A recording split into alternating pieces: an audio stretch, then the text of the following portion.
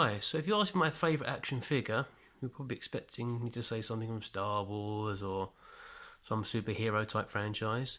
Shockingly, it's actually, believe it or not, this figure, which, as many of you may recognise, is Cobra Commander from G.I. Joe as he was in North America, or Action Force as he was in the fair British Isles.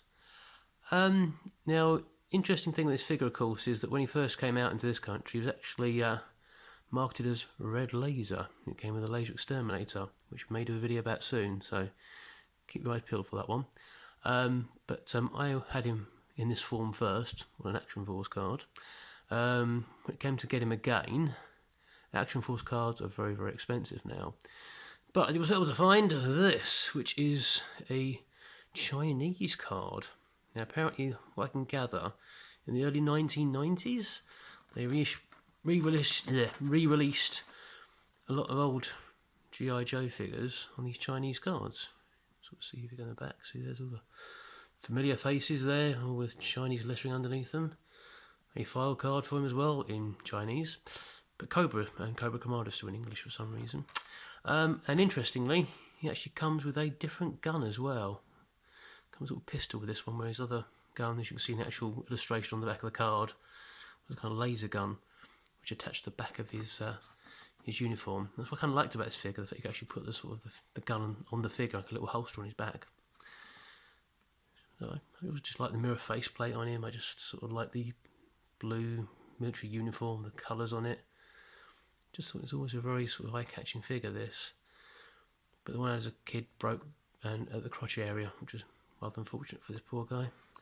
So anyway, he's the one I had as a child. Now, I remember seeing in many sort of like guidebooks about G.I. Joe figures that there'd actually been a hooded Cobra Commander mail-in, which would happen to be this guy here. Now, here's the thing. When I was a kid, let's put that so you can sort of see a bit better rather than just seeing bright lights. When I was a kid, I did not know this figure existed.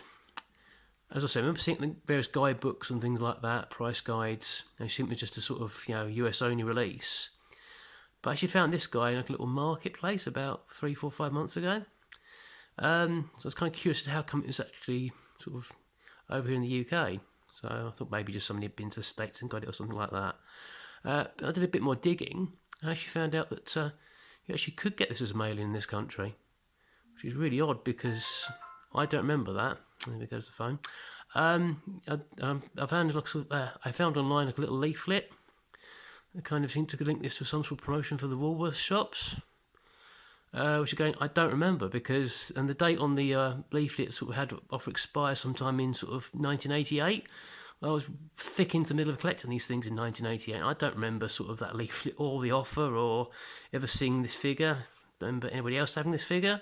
So I'm kind of wondering if maybe it was some sort of offer that was only done in certain parts of the country, maybe. Again, I've got no answers on this one. I mean, essentially, this is the same figure as this guy. Only difference is being, of course, that it's actually in sort of dark navy colouring. All the features that were black on the older figure are now sort of got sort of metallic gold on them.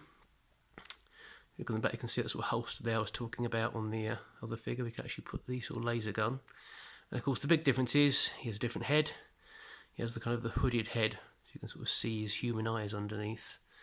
Which in some ways I think is actually a little bit more sinister in some ways. I mean, the other figure I think looks more futuristic, one with sort of mirrored faceplate, more like a kind of supervillain from a comic or something, maybe like Mysterio, sort of Spider-Man's enemy.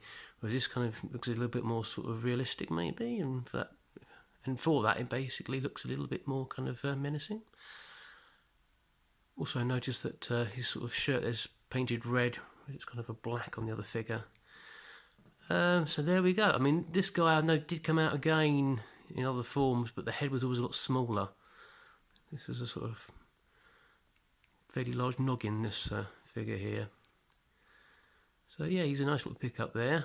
Again, not one I ever thought I'd really own. There's many of these things I tend to pick up in strange places.